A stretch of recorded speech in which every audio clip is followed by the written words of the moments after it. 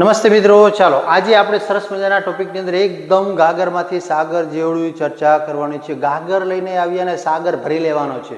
શા માટે એવું સમ ખબર છે? તો આજે જે ચર્ચા કરવા જઈ રહ્યા છે ખૂબ જ મહત્વની અને માહિતીસભર બનવાની છે. શા માટે? તો કે ટોપિક જ જુઓ તમે, 4 in 1, 4માં 1, એમ નહીં, આખી 4 બાબત છે એકની અંદર આપણે સમાવેશ કરી લીધો છે. એટલે કે બધા જ ટોપિક જે છે સાદા વર્તમાન કાળ, ટૂંકમાં સાદા નહીં પણ વર્તમાન કાળને લગતા, પ્રેઝન્ટ ટેન્સને લગતા, તે બધા કાળની ચર્ચા એક સાથે કરી નાખવાની છે. કયા કયા 4 કાળ આવે? તો કે એક સાદો વર્તમાન કાળ, બીજો ચાલુ વર્તમાન કાળ, ત્રીજો પૂર્ણ વર્તમાન કાળ અને ચોથો જે છે તે પૂર્ણ ચાલુ વર્તમાન કાળ. તો આ 4 વર્તમાન કાળ જે છે તેની આપણે ચર્ચા કરીશું ને એટલી ચર્ચા ગહનતાથી ને એટલી સચોટતાથી કરવી છે કે આપણે આ 4 કાળ જે એક સાથે કદાચ ગમે ત્યારે ગમે તે આપી દે ને તો ધબધેરો તમે જવાબ આપી શકો. તો આવા પ્રકારની માહિતી છે આપણે શરૂઆત કરવા જઈ રહ્યા છીએ. ચાલો થઈ જાઓ તૈયાર, આપણે સંપૂર્ણ માહિતી જે છે તે એક પછી એક મેળવવા માંડીએ. પ્રથમ જે છે તેની ચર્ચા કરીએ તો શું છે? તો કે અહીંયા આપણને આપ્યું છે ધ સિમ્પલ પ્રેઝન્ટ ટેન્સ, સાદો વર્તમાન કાળ.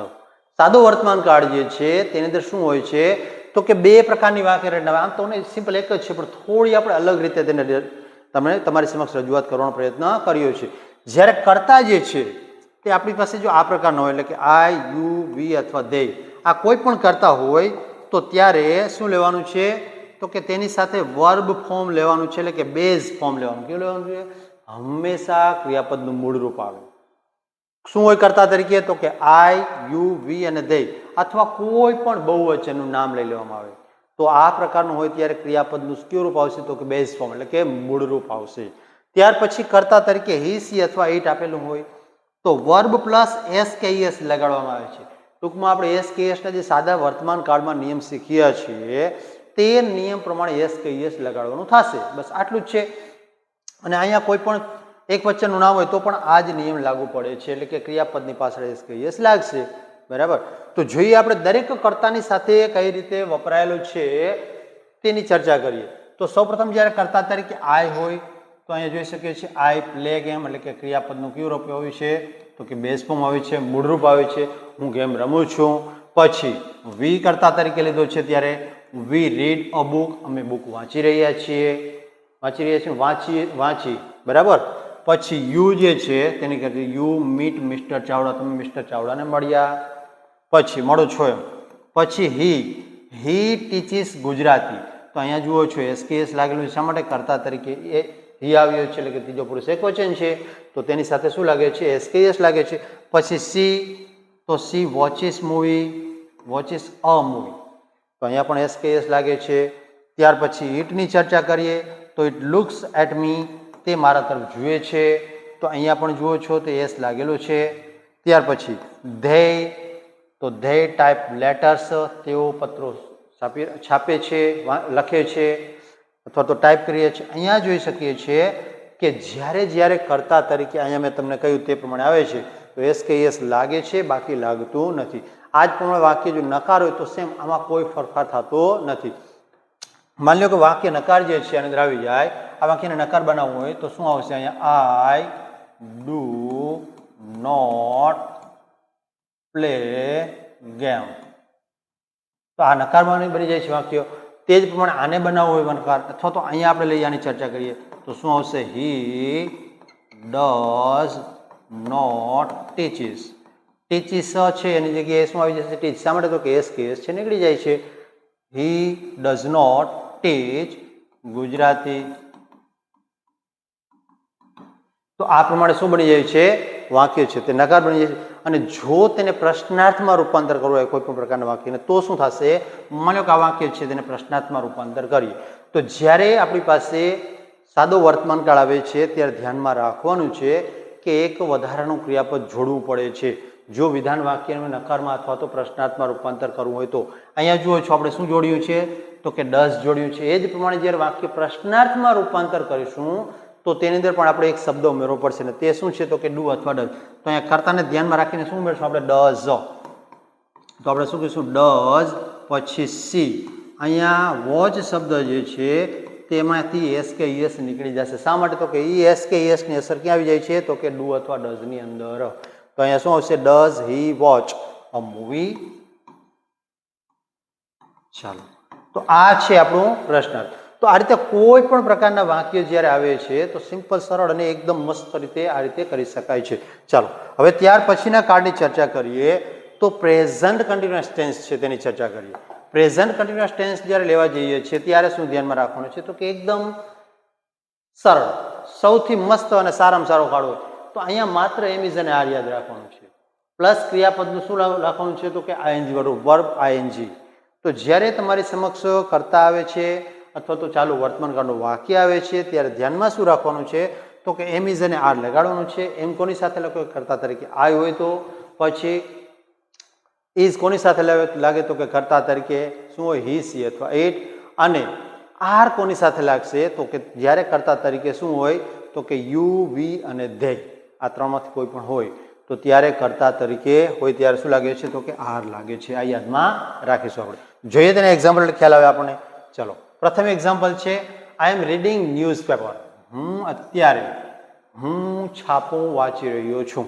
તો અહીંયા જુઓ છો કે આઈની સાથે શું આવ્યું છે? એમ આવ્યું છે પ્લસ ક્રિયાપદનું આઈએનજી વાળું રૂપ છે. જે તમને કીધું કે વર્બ આઈએનજી અહીંયા કીધું છે ને, તો કોઈ પણ ક્રિયાપદની પાસે શું લાગે છે? આઈએનજી લાગે છે.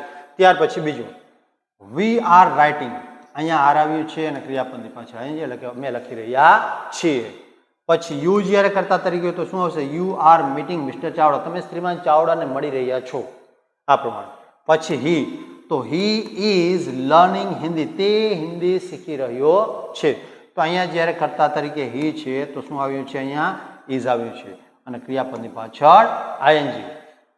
ત્યાર પછી સી ની વાત કરીએ તો સી ઇઝ સ્પીકિંગ નાઇસ. તેણી સારું બોલી રહી છે. તો અહીંયા પછી ઈટની વાત કરીએ તો ઇટ ઇઝ ઇટિંગ ફ્રૂટ. તે ફળ ખાઈ રહ્યો છે. પછી they are walking on road. તેઓ રોડ પર ચાલી રહ્યા છે. તો અહીંયા જોઈ શકીએ છીએ કે દરેક કાર્ડની દરેક વાક્યની અંદર સહાયકારક ક્રિયાપદ જે છે તે સૌથી મહત્વનો ભાગ ભજવે છે. બાકી જે આઈએનજી વાળું રૂપ જે છે તે બધા વાક્યની અંદર શું આવે છે? ફરજિયાત છે. હવે આ વાક્ય જે છે તેને નકાર અથવા પ્રશ્નાર્થમાં રૂપાંતર કરવું હોય તો તેની ચર્ચા કરીએ તો શું આવશે? પહેલું વાક્ય જે છે તો શું કીધું? આઈ એમ રીડિંગ ન્યૂઝપેપર. અને નકારમાં ફેરવવું હોય તો શું થશે? આઈ પછી એમ નોટ રીડિંગ ન્યૂઝપેપર. મિત્રો અહીંયા જુઓ છો તમે કે માત્ર મુખ્ય ક્રિયાપદ અને સહાયકારક ક્રિયાપદ જે બને છે તેની બંનેની વચ્ચે શું આવી જાય છે? નોટ આવી જાય છે. વાક્ય બની જાય છે નકાર. બરાબર. તે જ પણ આ વાક્યને નકાર બનાવીએ તો શું આવશે? We are not writing. We are not writing. હવે જો આ વાક્યને પ્રશ્નાર્થમાં રૂપાંતર કરવું હોય, કોઈ પણ વાક્ય આપણી સમક્ષ આવી જાય છે તો તે કઈ રીતે થશે? માની લો કે આ વાક્ય છે ને આપણે લઈએ તો ઇઝ ને આગળ લઈએ. ઇઝ પછી હી શું આવશે? Is he learning. Is he learning Hindi. શું તેઓ હિન્દી ભણી રહ્યા છે? આ પ્રમાણે. પછી માની લો કે આ વાક્ય છે તેને લઈએ તો શું થશે?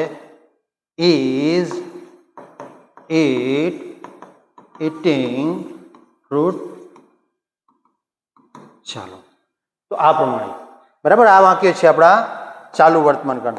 હવે પછીની ચર્ચા કરીએ તો પૂર્ણ વર્તમાન કાળ. પૂર્ણ વર્તમાન કાળ જે છે તે શું છે? તો કે ભૂતકાળ અને વર્તમાન કાળને જોડતી કડી છે. આવું આપણે શીખ્યા છીએ. તો હવે એની વાક્ય રચના જે છે શું છે? તો કે અહીંયા કાંઈ વાંધો કંઈ કરવા જેવું છે જ નહીં. એકદમ સરળતાથી સારી રીતે યાદ રહે એવું. કોઈ પણ ક્રિયાપદની સાથે શું આવે છે? કોઈ પણ વાક્યની અંદર હેવ અથવા હેઝ આવે છે અને પ્લસ શું આવે છે? V3 એટલે કે ભૂત કૃદંતનું રૂપ. અહીંયા યાદ રાખવાની એક જ બાબત છે કે હેવ ક્યારે આવે અને હેઝ ક્યારે આવે. તો જ્યારે કર્તા તરીકે હી, સી અથવા ઇટ હોય તો તેની સાથે શું આવે છે? તો કે હેઝ આવે છે. અને જો તેના સિવાયના કોઈ પણ કર્તા એટલે કે આઈ હોય, વી હોય, યુ હોય અથવા તો ધે, તો તેની સાથે શું આવે છે? તો કે હેવ આવે છે. બરાબર. તો આ વાક્ય રચના થશે. ધ્યાનમાં રાખવાની છે. ચાલો, અહીંયા આપણે તેની ચર્ચા કરીએ. અને બીજું ખાસ યાદમાં રાખવાની બાબત શું છે? તો કે V3 નું રૂપ આવે છે. જો V3 નહીં આવે તો આપણે ભૂલ ભરેલું ગણાશે. જોઈએ વાક્ય. I have finished the work. I have finished work. આની સાથે શું વપરાયું છે? તો કે હેવ આવ્યું છે.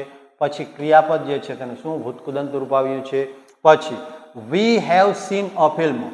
we have seen કર્તા તરીકે we હોય ત્યારે પછી you આવ્યું તો you have stopped a car. પછી he has talked with me. અહીંયા જુઓ છો કે સહાયકારક ક્રિયાપદ હેલ્પિંગ વર્બ તરીકે શું વપરાયેલું જોવા મળે છે? તો કે હેઝ. શા માટે? તો કે કર્તા તરીકે શું છે? he. પછી સી હોય ત્યારે she has spoken English. બરાબર, she has spoken English. પછીનું વાક્ય it વાળું છે. it has looked at me. તે મારા તરફ જોઈ રહ્યો હતો. પછી they have gone to school. તેઓ સ્કૂલે ગયો હતો. તેઓ સ્કૂલે ગયા હતા. તો અહીંયા જુઓ છો કે દરેક વાક્ય જે છે તેની અંદર સૌથી મહત્વની વસ્તુ કઈ હોય તો તે સહાયકારક ક્રિયાપદ છે અને તેની સાથે જોડાયેલું મુખ્ય ક્રિયાપદ એટલે કે વર્બનું ભૂતકૃદંત એટલે કે V3 નું રૂપ છે. હવે આ વાક્ય જે છે તેને નકારમાં જ્યારે રૂપાંતર કરવું હોય તો તેને કઈ રીતે રૂપાંતર કરવું? તો શું આવશે? I have not finished. I have not finished the work. મેં કાર્ય પૂર્ણ કર્યું નથી. પછી બીજું માની લો કે આ છે તો શું આવશે? we have not seen a film. બરાબર. તો આ રીતે. અને એ જ વાક્યને જો પ્રશ્નાર્થમાં રૂપાંતર કરવું હોય તો આપણે માની લો કે આ વાક્ય છે એટલે પ્રશ્નાર્થમાં કહે તો હેવ ને આગળ લઈ લેવાનું છે. તો શું થશે? have you stopped? have you stopped a car? આ પ્રમાણે આ જ વાક્યને અહીંયા પ્રશ્નાર્થમાં રૂપાંતર કરે તો હેઝ છે તે આગળ આવી જશે. હેઝ સી સ્પોકન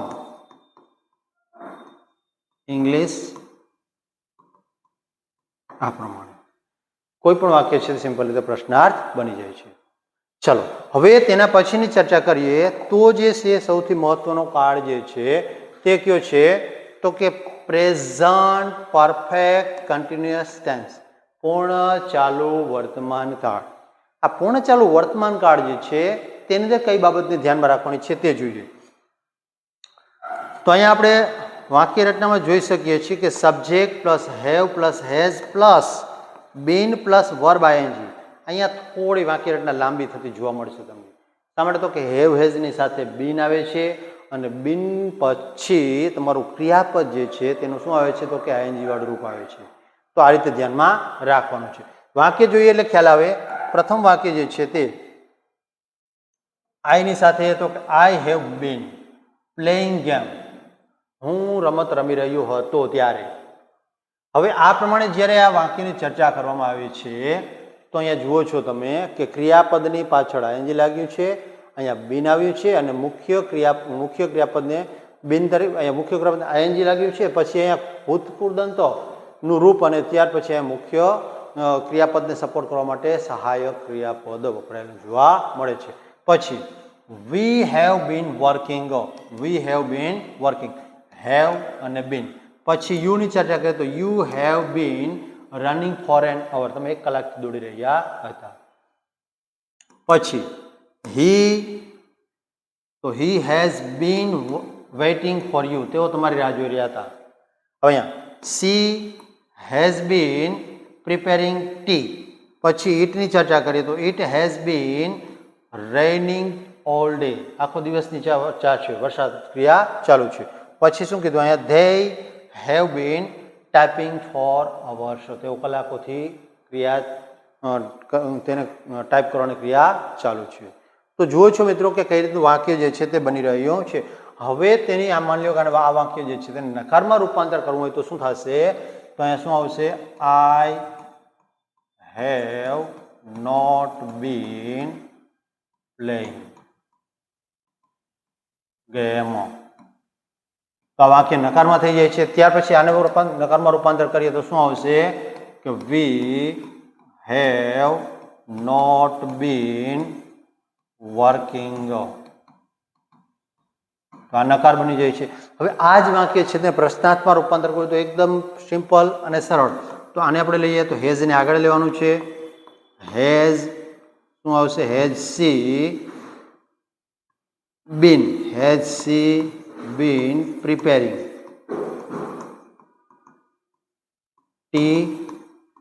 આ પ્રમાણે કોઈ પણ વાક્ય જે છે તે સિમ્પલ રીતે આ રીતે જે પ્રશ્નાર્થમાં રૂપાંતર થાય છે. મિત્રો આ છે આપણા 4 કાર્ડ. આ પ્રકારના સંપૂર્ણ માહિતી વાળા વાક્યો, સંપૂર્ણ વિડીયો જોવા માટે નપુંસકની ચેનલને સબસ્ક્રાઈબ કરો અને જ્યાં જ્યાં જરૂર પડે ત્યાં આપ કોમેન્ટ બોક્સની અંદર આપનો પ્રશ્ન રજૂ કરશો. આપણે ચોક્કસથી પ્રત્યુત્તર મળશે. ચાલો, આપને સરસ રીતે અને સારી રીતે તમામ પ્રકારના અંગ્રેજીના ટોપિક છે તે આવડે એવી અપેક્ષાની સાથે આજના લેક્ચરને સમાપ્ત કરીએ. જય હિન્દ અને જય ભારત.